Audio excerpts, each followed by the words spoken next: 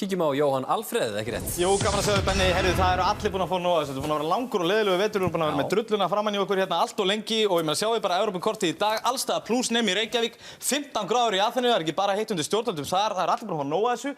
Það er rót uppselt í alla ferðir til Kanarí fram í mars og svo eru náttúrulega bara sumarferðirnar eru farnar að bókast eins og ég veit ekki hvað. Hvert liggur leiðin? Kanarí er vetrarsport en í sumar þá erum við náttúrulega með loftbrú til Alicante og Benni, bara verið þig, það er gamla góða Benidorm.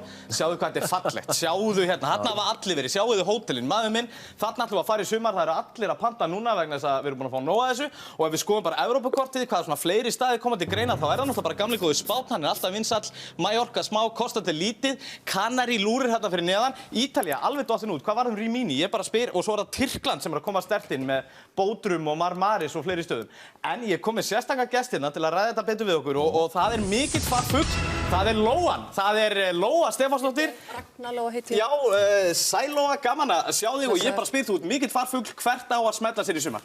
Býtu Benni, hvað er í gangi? Ég var fengið þetta til að tala kvennaknattspyrnu. Já, þú þarft að þjálfa Tyrkir og Lóa, sorry, ég laug, ég vissi að þetta var svo lélegur brandari, ég vissi að ég fekk á svörskum forsendum, en ég sé að þú ert hérna í úlpunni búin að fá nóg af vetturnum, hvert á að skella sér? að fara með þetta, sko.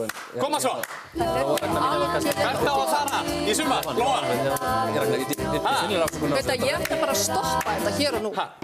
Viltu að ég láti Hemma berja þig? Ég er farin. Já, fyrirgjöf Ragnar mín, Ekki Hemma. Ekki Hemma, please. Ekki láta Hemma.